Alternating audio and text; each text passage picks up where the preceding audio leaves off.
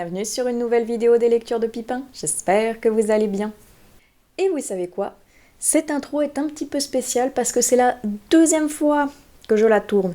Alors pas parce que j'avais des trous ou autre, non, parce que je l'avais fini cette intro et la piste son a disparu. Est-ce que c'est lui? Est-ce que c'est l'ordi? Est-ce que c'est les deux combinés ensemble qui ont décidé de dominer le monde et de foutre en l'air mes vidéos? Je ne sais pas. Mais bref, c'est la numéro 2 de cette introduction. Et sinon, j'avais fait un unboxing avec certainement une lumière bien meilleure que celle digne d'un 1er novembre à l'heure à laquelle je tourne, et où il fait un temps cataclysmique, mais c'est génial, c'est parfait pour le 1er novembre, et ça avait donc un rapport avec mon unboxing qui était ma campagne Ulule des éditions du Chat Noir, la saison des enchantements, le recueil de nouvelles de l'automne de Guimauve Terrier. Et donc dans cette campagne j'avais ça et le voici, le petit pins que voilà, avec cette adorable tronche de petit chat noir que je remets juste ici. Et donc, il est joli, hein, n'est-ce pas? Avec un chouette jaspage. Hop, à l'intérieur et sur le rabat, c'est comme ceci. Et même, il est shiny. Ah voilà, sans la dust jacket, il est également très beau. Et à l'intérieur, ça se présente comme ceci. C'est assez condensé, mine de rien, on voit que la page a bien été utilisée dans tout son ensemble. Je ne l'ai pas encore commencé, mais j'aimerais bien pouvoir le lire d'ici la fin du mois de novembre parce qu'il faisait partie de mon pumpkin, donc il n'y a plus qu'à. Sinon, entre-temps, j'ai terminé Maplefall Creek. Et qu'est-ce qu'il est beau lui aussi, franchement. Ces deux livres que je vous présente l'un après l'autre sont vraiment absolument magnifiques et au tonneau à souhait. Et donc ça y est, je l'ai terminé, même si je suis en train de me demander, est-ce que je vous en parlais pas dans la séquence d'après? Dans le doute, j'effacerai donc la séquence d'après où je vous dis que je l'ai commencé. Là, donc je l'ai terminé. Dory, je sais plus ce que j'ai filmé, ça craint. Mais donc bref, Maplefall Creek, très très chouette. J'aime beaucoup ce que fait Laetitia Arnoux, tant en tant qu'illustratrice, parce qu'elle a un talent incroyable, et également en tant qu'autrice. Dans les deux cas, elle a un talent certain que j'aime vraiment beaucoup, et c'était très dépaysant, très sympathique, avec une romance qui finalement ne prend pas autant de place.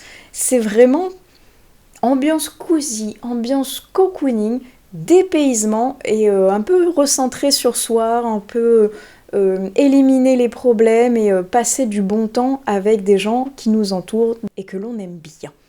Très sympathique. Je ne suis pas sûre que ce soit un coup de cœur, c'est une excellente lecture où j'ai passé un très très bon moment. On est à ça, je pense, du coup de cœur, mais en tout cas, c'était très chouette, très dépaysant.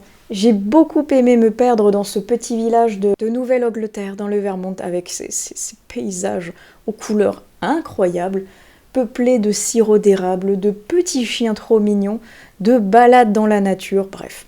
Super chouette, très mignon, cocooning, un délice pour l'automne. Bon, je savais plus si je vous avais parlé de celui-ci, en revanche je sais que dans la séquence qui a disparu, il fallait absolument que je vous parle d'un de mes derniers coups de cœur, parce qu'il est incroyable, il faut absolument que je vous en parle, parce qu'il faut absolument que vous fonciez dessus, tellement il est chouette. Il s'agit de Les Arcanes de Minuit de Ethan Ellis, que je remercie d'ailleurs beaucoup pour m'avoir envoyé son dernier roman, parce qu'il est fabuleux, absolument génial, et j'ai tout aimé. Déjà la couverture, cette couverture, elle est parfaite tant, je trouve, pour la période automnale que hivernale, parce qu'on est dans une ambiance un petit peu gothique, witchy, vampirique, et également dans un New York enneigé. Donc franchement, mois de novembre, on est la transition parfaite entre l'automne et l'hiver. Foncez, vous allez vous régaler. D'autant plus que, comme je vous dis, on est dans une ambiance gothique, une ambiance mélancolique, une ambiance vraiment qui nous charme, qui nous subjugue et qui fait que moi j'ai pas pu le lâcher jusqu'à la fin tellement j'étais bien, et à chaque fois que je le refermais, parce que mon Dieu, je devais travailler entre temps horrible, franchement.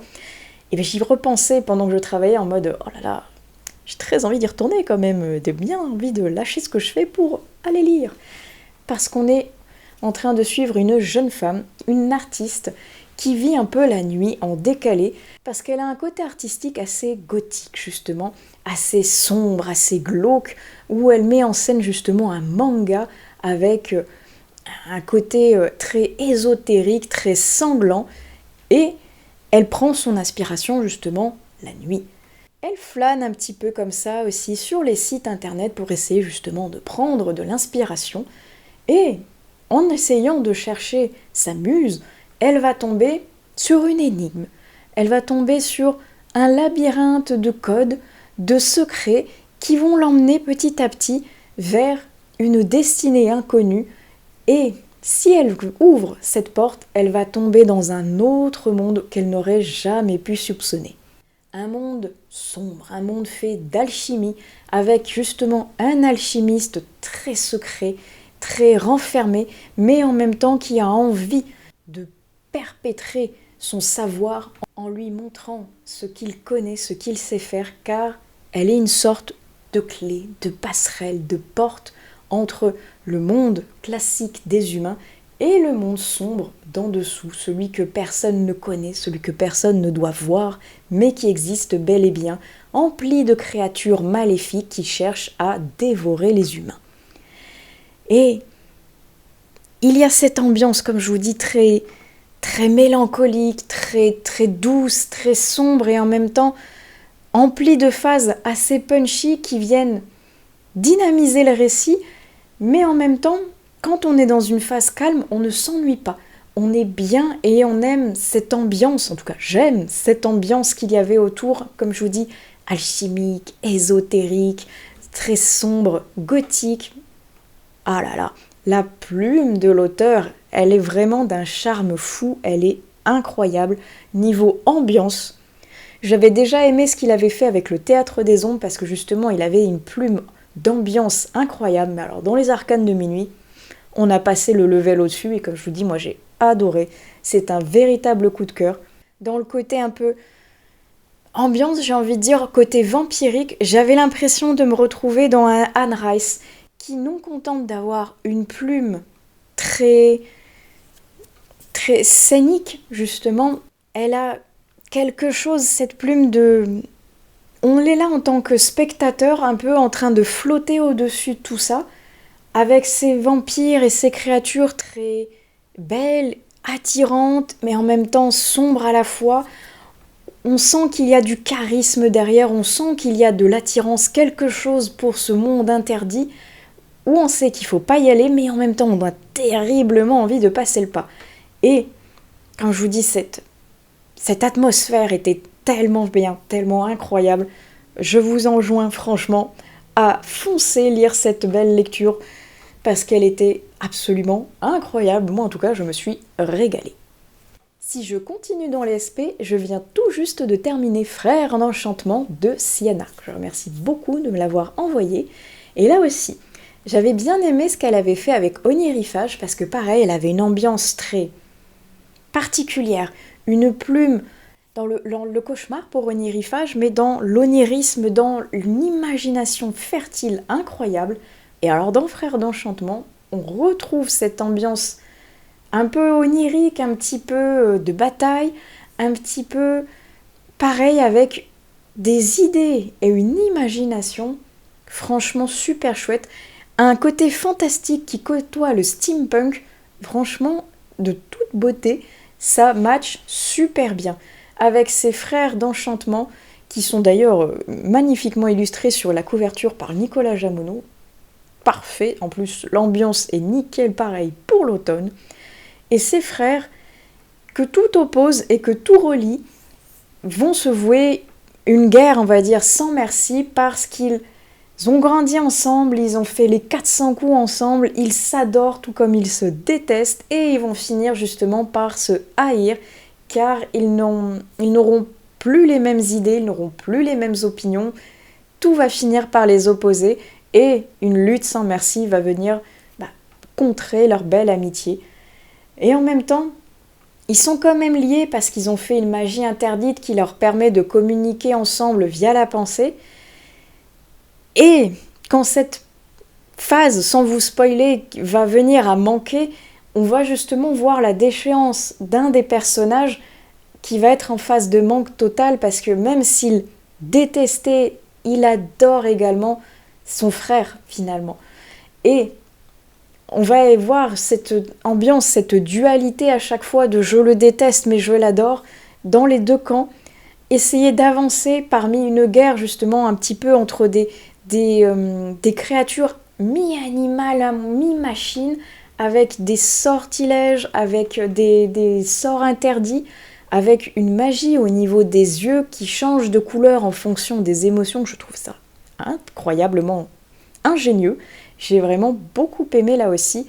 Un monde onirique, un monde chimérique, un peu pareil dans de la dualité, de la bataille, qui match vraiment super bien. Comme je vous dis, l'ambiance entre le fantastique et le steampunk marche à la perfection et est parfait pour l'ambiance automnale.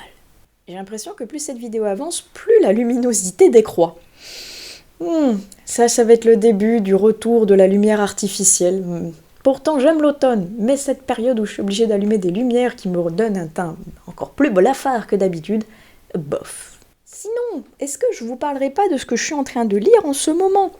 J'ai commencé cette petite chose qui s'appelle « Je suis ta nuit » de Loïc Le Borgne. Et j'aime bien cette couverture avec le personnage qu'on voit là qui est en train de hurler entre trois créatures mystérieuses, un drôle d'homme à moitié épouvantail, un espèce de gros chien noir et un corbeau, le tout parsemé de papillons enflammés. J'aime cette ambiance qu'il y a à l'intérieur. Mais c'est lent.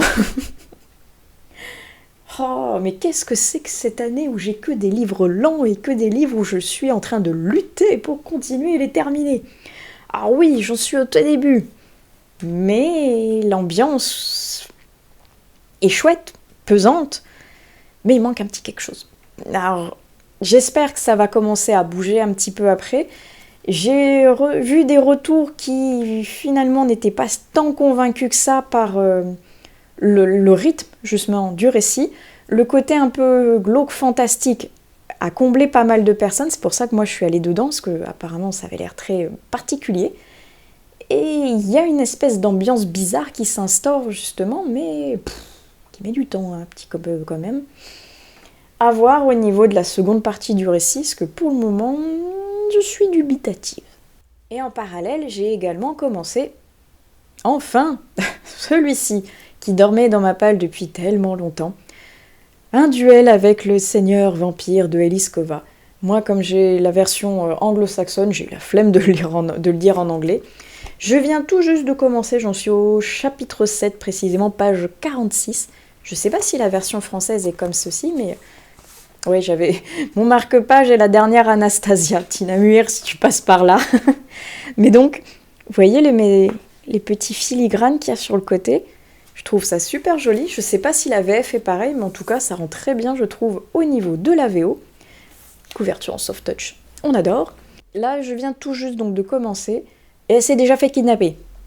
Bon, là au moins, niveau rythme, on est dedans.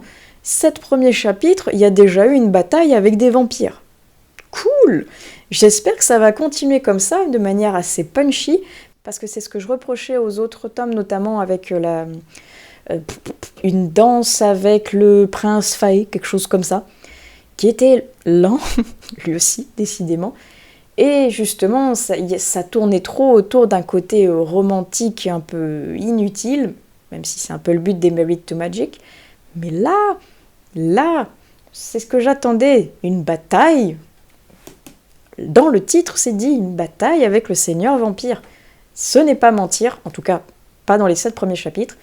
J'espère que ça va rester assez punchy comme ça dans le reste, parce qu'en tout cas, si ça reste comme ça, c'est pas mal pour le moment. J'espère juste donc qu'il n'y ait pas le côté romantique qui vienne prendre le dessus, parce que pour le moment, c'est chouette, vraiment très sympa. Et sinon, ce que je voulais dire, un petit disclaimer que j'ai complètement oublié dans ma précédente vidéo, que vous avez dû voir parce qu'elle est sortie au moment où je tourne celle-ci, c'est la vidéo sur les peurs. Et j'étais à fond dedans, il a fallu que je reprenne à un moment parce que donc mon loup-garou m'avait donc interrompu. Et j'ai eu un couac à un moment au niveau du son, j'espère que ça s'est pas entendu, parce que j'ai fait beaucoup de mixage avec beaucoup de musique pour essayer de pallier certaines choses. J'espère que le montage vous a plu, parce qu'en tout cas moi je me suis régalée à le faire. Et arrivé à la fin de la vidéo, quand j'ai repris mes notes, j'ai fait « Oups, j'ai oublié de parler d'une peur ». La peur que l'un d'entre vous, si je ne me trompe pas, c'était monsieur, en plus Jean-Luc Conessa, qui m'avait sorti comme quoi il avait peur de ne pas profiter de la vie. Et normalement, j'aurais dû dire comme quoi il m'avait battu parce que je n'avais pas trouvé de livre d'horreur se remportant à ce thème. Donc il avait presque remporté le challenge parce que je n'avais pas réussi à trouver un livre correspondant. J'ai trouvé tous les livres de l'univers concernant le développement personnel, ça oui, mais ça rentrait pas tout à fait dans la thématique de ma vidéo. Donc, chapeau. Je n'ai pas encore lu de livre d'horreur avec cette thématique, mais chapeau, j'ai été vaincue. Merci pour ce beau challenge parce que moi je me suis régalée à faire cette vidéo. Et sinon, je pense que je vais pas tarder à couper parce que donc il y a une autre séquence qui arrive derrière. Je vais aller finir la prochaine vidéo qui sera la seconde partie de ma wishlist. Et j'ai déjà une nouvelle idée pour une prochaine vidéo, je pense qu'il sera courant novembre, où j'aurai certainement besoin de vous. Parce que je suis en train de galérer, sérieusement, de plus en plus, avec un manque de place dans ma bibliothèque. Donc, je vais avoir besoin de vous pour certainement faire du vide. Vous verrez ça, ce sera un petit peu la vidéo de la dernière chance pour certains titres. Donc, si ça vous intéresse, restez connectés. Et tout de suite, donc, on va passer avec la seconde partie de la vidéo qui, normalement, n'a pas de problème de son qui a disparu de mon ordinateur. Recoucou tout le monde!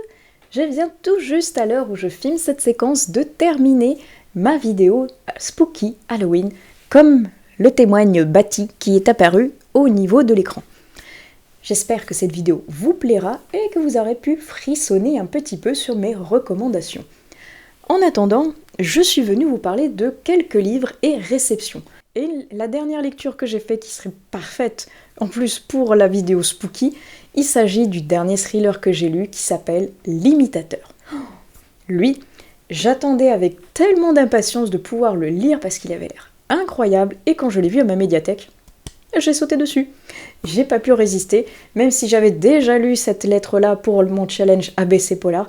C'est pas grave, je m'en fiche, je lis une double lettre, qu'importe, j'avais tellement envie de le découvrir. Et au final, ça n'a pas été un énorme coup de cœur comme je le pensais, mais je me suis quand même bien régalée de façon machiavélique. Parce que L'Imitateur, il s'agit d'un serial killer qui copie les serial killers les plus célèbres de l'histoire. Il va recopier et remettre en scène les meurtres du Zodiac, de Ed Gein, du Boucher, bref, tous ceux qui ont fait frissonner l'actualité pour de vrai, lui va les copier et les remettre en scène jusqu'à temps de trouver son modus operandi où il va vouloir justement surpasser ses maîtres et créer sa propre œuvre macabre en s'inspirant de ces personnes. Et on va suivre deux enquêteurs qui sont frères et sœurs et qui vont tout faire pour l'arrêter, surtout que l'un d'eux a été touché de très près par ce tueur, car il en est l'une des victimes. Je vous en dis pas plus, mais très très chouette, très violent, très macabre, mais tellement bien orchestré. Vraiment très chouette, et cette fin, presque ça donnerait envie d'une suite, et en même temps, j'ai pas envie d'une suite parce que ça laisse une expectative ouverte terriblement macabre que je trouve très très bien et qui se suffirait également à elle-même. Vraiment une très jolie lecture, machiavélique à souhait pour ce mois d'octobre. En revanche, j'avais voulu tester en audio La Maison Vénéneuse que j'avais vu passer un petit peu partout et qui avait l'air d'être vachement sympathique avec un jeune garçon qui a l'impression que sa maison veut le tuer. Pourquoi? Comment? Est-ce que c'est réel? Est-ce qu'il la fabule? Est-ce qu'il y a quelque chose d'un petit peu mystique, un petit peu fantomatique derrière?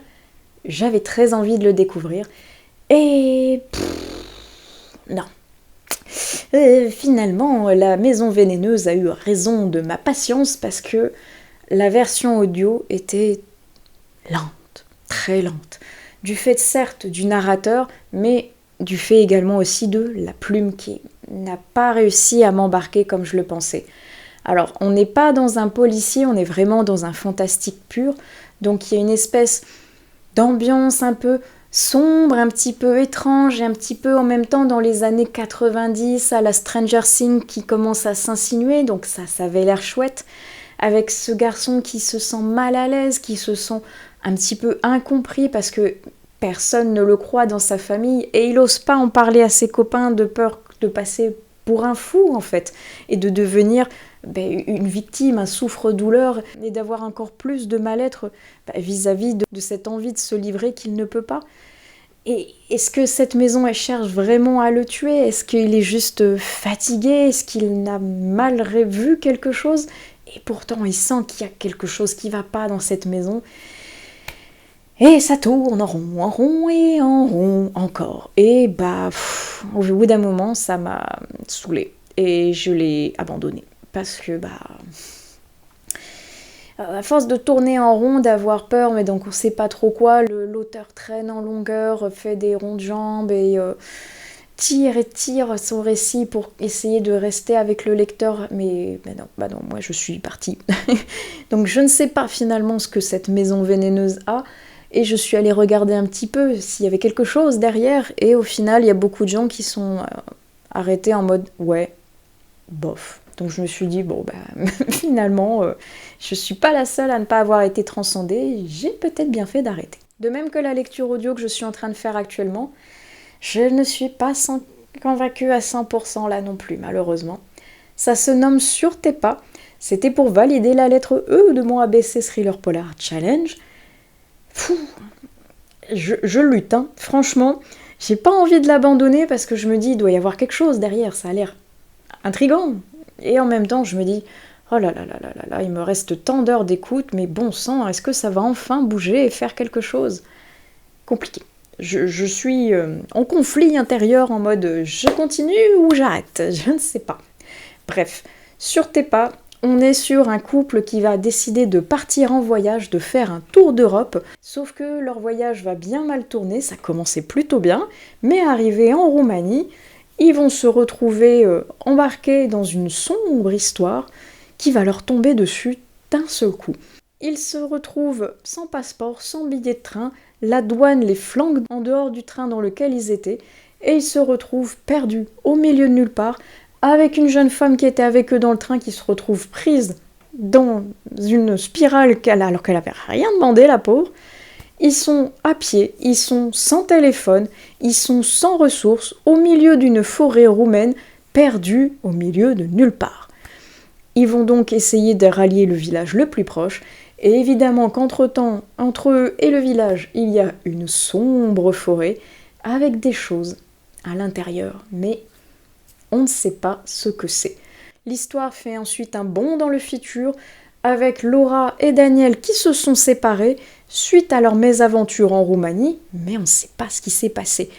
Et évidemment que le fil du récit, à base de séances de psychothérapie, va commencer à se dérouler un petit peu et nous apprendre ce que c'est, ce qui s'est réellement passé, pourquoi, qu'est-ce qui a entraîné la rupture entre ces personnages, la dépression et pire. Et je crois qu'il y avait 11 heures d'écoute.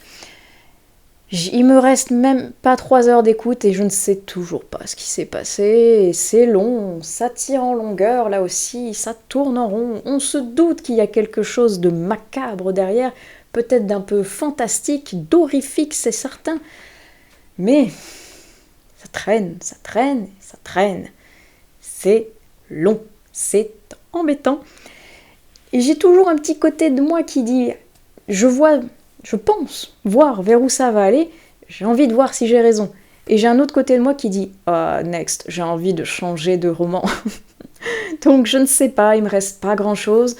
Je vais voir, je pense aller jusqu'au bout, je vous en parlerai peut-être dans une prochaine séquence. Et j'ai envie de terminer cette séquence en vous parlant d'un achat que j'ai reçu parce que j'ai fait une commande déjà pour le cadeau d'anniversaire de mon frère qui arrive dans 2 mois maintenant, donc je prends beaucoup d'avance, mais j'avais une belle occasion pour pouvoir lui trouver son cadeau. Et en même temps, j'ai vu qu'un certain livre que j'attendais depuis X temps allait sortir en même temps. Oups. Et évidemment que je n'ai pas résisté parce que je suis archi fan de cette série et que j'attendais la version poche depuis tellement longtemps. Vous les voyez derrière moi? Oui. Oui, le dernier tome de Mercy Thompson est arrivé en version poche chez Milady. Je suis joie. Il s'appelle Le Chant de l'hiver, donc je vais devoir patienter jusqu'au Cold Winter parce que je me suis imposé cette envie de pouvoir le lire l'hiver pour pouvoir vraiment correspondre parfaitement avec l'ambiance et la saison. Je me fais du mal, franchement, je me fais du mal, mais j'étais tellement impatiente et contente de voir qu'il allait sortir que j'ai sauté dessus. Je l'ai précommandé et je l'ai reçu il y a même pas 2 jours. Je suis joie et bonheur, j'ai hâte de pouvoir le rajouter à ma collection qui est derrière et j'ai déjà hâte de me plonger dans une nouvelle aventure de Mercy Thompson que je sais que je vais adorer parce que j'aime tellement ce que fait Patricia Briggs. Et j'ai vu qu'elle avait sorti un nouveau roman dans la version Alpha et Omega, si je ne me trompe pas, donc avec Charles et Anna. Oh, j'ai déjà hâte qu'il soit traduit parce que je sais que je vais aimer aussi. Mais je suis déjà super contente de pouvoir agrandir ma collection de Mercy Thompson. C'est le dernier, le 14e tome, vous pouvez pas savoir à quel point. J'avais hâte. Ça y est, il est entre mes mains. Je vais donc patienter un petit peu parce que j'ai quand même beaucoup d'autres choses à lire avant, mais vous allez le revoir certainement cet hiver pour le Cold Winter parce que je ne vais absolument pas passer à côté. Et dites donc, j'ai failli clôturer cette vidéo ici, mais je viens tout juste de recevoir un colis. Donc finalement, on va pas couper tout de suite. Laissez-moi vous montrer ce que j'ai reçu. Alors, je suis fortement étonnée d'avoir reçu un gros colis. Et quand j'ai regardé, ça venait de chez Twinkle Edition.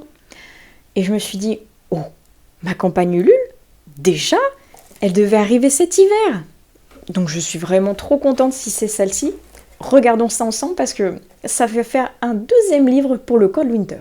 Oui, c'est ça. C'est ça. Regardez, c'est ma campagne Ulule pour le dernier livre de Jérémy Angelo cette fois-ci, donc des éditions Twinkle. Regardez, déjà, un chouette goodies tout bleu. Alors, comme pour Maple for Glory, ils ont rajouté un petit tote bag avec ici The Scottish Highlands are in my heart. Look at this! So cute! Je suis vraiment contente de pouvoir avoir 2 petits tote bags l'un après l'autre qui vont être fortement utiles. Oh chouette! Il y a un petit stylo avec marqué The Scottish Highlands are in my heart. Finalement, la même chose que je vous ai cité précédemment, avec un effet bois comme ça, super chouette. Oh, c'est rigolo. Il y a une espèce de mine squish. Ça va être très pratique. J'aime bien en plus cette version en bois comme ça. Ça va être très sympa. Je vais certainement l'utiliser beaucoup de fois. Le reste est fortement bien emballé. Regardons tout ça. Oh waouh! J'ai plein de petites choses avec ce livre. Alors, déjà, nous avons un petit thé. Voyons voir si celui-ci je vais pouvoir le déguster ou pas. Il s'agit d'un rooibos pomme cannelle mandarine. Ah, c'est toujours frustrant quand j'essaye de renifler à travers le paquet et que je sens rien du tout. Mais regardez, avec ce joli tartan écossais. Et à l'intérieur donc, rooibos naturel, sarrasin grillé. J'ai doublement pas de chance. Je ne vais pas pouvoir non plus goûter celui-ci. Oh, je n'aurais pas pu goûter le thé d'automne ni le thé d'hiver parce que je suis toujours allergique au sarrasin. Je n'ai pas changé entre 2 saisons. Mais tant pis, parce qu'après, bâton de cannelle, fèves de cacao, arôme de pommes vertes, mandarine, de cannelle encore, popcorn et huile essentielle de mandarine. Waouh, ça avait l'air d'être un mélange qui avait l'air d'être... Oh, ça sent toujours pas, mais ça avait l'air d'être super chouette. Et bien tant pis, ce sera mon frère qui pourra le goûter parce que lui, il n'est toujours pas allergique au sarrasin. Ah, ça, j'y suis pas allergique. Un carnet de notes. Super. Oh, j'adore. Avec cette petite version tartan toujours, un petit livre, une petite tasse de café. Toutes les feuilles sont identiques, elles sont très chouettes. Ça, franchement, ça plus ça, toujours utile. Oh, j'ai un joli autocollant avec un nœud celtique. Et je vois que juste en dessous, j'ai le sous-boc qui va avec. Oh, j'allais dire, j'ai une carte postale, mais en fait, c'est un magnète. C'est un magnète carte postale d'Écosse. C'est génial. Regardez, avec le timbre en vache à poil, là, je sais pas comment elles s'appellent, ces vaches écossaises, mais elles sont trop drôles. C'est super chouette. Et je vais le mettre sur mon frigo tout de suite. Ah là, nous avons le petit fly, comme d'habitude, qui permet de vérifier toutes les sorties de chez Twinkle si on en a manqué une. Waouh, le marque-page. Bon, vous allez voir le titre, mais qu'importe, je vais vous le montrer de toute façon après. Elle est trop belle. J'adore. C'est super joli. J'aime beaucoup le dessin de cette jeune femme avec son écharpe en train de lire. Ça a l'air trop trop chouette. J'imagine que c'est Laetitia Arnoux qui a fait les dessins. Oh, un petit panneau à accrocher sur la porte, ne pas entrer, lecture en cours ou entrer avec un livre. J'aime beaucoup, c'est super marrant et original. Pas sûr que je l'utilise, mais j'aime beaucoup, je trouve ça super sympa. Ah, et mon Graal, oh, il est vraiment joli. J'aime beaucoup la couleur. Entre le bleu et le vert, on ne sait pas trop, mais j'aime beaucoup trop. Ça fait très hivernal, c'est très joli. Regardez comme c'est joli. J'aime beaucoup. Oh là là là là. Oh là là. Et, vous voulez voir le jaspage? Il est trop beau. Oh là là. Oh là là. J'adore. Sinon, au fait, il s'appelle La librairie des poèmes infusés. C'est de Jérémy Angelo et donc aux éditions Twinkle. Parce que oui, je m'extasie, mais je vous avais toujours pas parlé du titre. Il avait l'air trop chouette parce que, laissez-moi vous parler du résumé et après on regarde ce qu'il y a à l'intérieur. Après la disparition de leurs parents, Salomé et sa petite sœur Maëlle trouvent refuge chez leur grand-père dans les terres brumeuses d'Écosse. Moi là, rien que là, j'avais déjà signé la campagne Ulule, il n'y avait pas de souci là-dessus. Passionnée par l'art ancestral des infusions poétiques, des mélanges de plantes, de vers et d'intentions, Salomé rêve de devenir maîtresse infuseuse depuis toujours. Pour trouver sa propre voie et réaliser ce souhait, elle se rend à Whisperness, un village au nord des Highlands, à peine visible sur les cartes. Là-bas l'attend la librairie des poèmes infusés, tenue par Declan McKinnon, un jeune maître infuseur oublié et grincheux qui vit reclus entre les rayonnages d'un passé qu'il refuse de rouvrir. Mais l'endroit qui fut autrefois un sanctuaire littéraire est aujourd'hui menacé de fermeture. Declan et sa sœur Eilidh n'ont que quelques semaines pour sauver leur librairie, sans quoi ils seront expulsés la veille de Noël. Sans le savoir, Salomé pourrait être leur bouée de sauvetage. Entre les traditions de Hogmanay, les parfums de feu de bois, des guirlandes de houx et les mots qui brûlent doucement dans l'eau bouillante, les miracles n'attendent parfois pas grand-chose pour s'accomplir, qu'un cœur daigne s'ouvrir à nouveau ou qu'un soupçon de magie éclose, et si l'amour s'infusait aussi. J'avais trouvé tellement original ce concept de poème, d'infusion de plantes, qui, mélangé avec des mots, allait créer quelque chose de magique. Et je trouvais le concept super original, super beau. Regardez ce tartan. Et donc, aimant bien la plume de Jérémy Angelo, qui, merci, me l'a dédicacée, je suis très curieuse de voir ce que ça va pouvoir donner. Illustré par Laetitia Arnoux, alors? Oui. je commence à reconnaître son style de dessin, parce que j'aime beaucoup ce qu'elle fait. Et je peux vous dire qu'après le deuxième livre que je suis en train de lire d'elle, j'aime autant son côté dessinatrice de talent que autrice de talent également. J'ai très hâte de pouvoir lire cet hiver donc le Jérémy Angelo et le Patricia Briggs que voici. C'était vraiment pas prévu, je m'attendais pas à le recevoir aussitôt, je suis super contente de pouvoir le rajouter à ma médiathèque, pas du tout, à ma bibliothèque plutôt, et de savoir qu'il va attendre patiemment sur mes étagères 1 ou 2 petits mois, pas beaucoup plus, pour que je puisse le découvrir, je pense, au coin du feu, dans une contrée enneigée comme en Écosse là. Je pense que le voyage des paysans va être garanti, magique et fantastique. Et je pense que c'est avec cette magnifique réception que je vais clôturer, je ne sais pas encore, cette séquence, ce vlog, on verra. Je vois le timing, on verra. En attendant, on se retrouve peut-être pour une prochaine séquence, et sinon j'aurai une mini-séquence où je viendrai clôturer complètement. Et me revoilà pour clôturer finalement cette vidéo qui n'aura que 2 séquences au lieu de 3, vu que, donc perte d'une partie de ma vidéo, la toute première partie en plus, mais qu'importe. J'espère que celle-ci vous aura plu. Je constate que au niveau du retour écran, c'est de pire en pire au niveau luminosité. Bientôt, il faudra vraiment que j'allume mon spot de là-haut parce que j'ai l'impression de tourner dans la nuit noire. Bref, j'espère que ce petit vlog vous aura plu. Comme d'habitude, n'hésitez pas à utiliser la section des commentaires pour qu'on en discute tous ensemble. Et sur ce, moi je vous laisse, j'ai d'autres vidéos à tourner. Je vous souhaite d'excellentes lectures et je vous dis à plus tard sur une nouvelle vidéo des lectures de Pipin. Allez, ciao!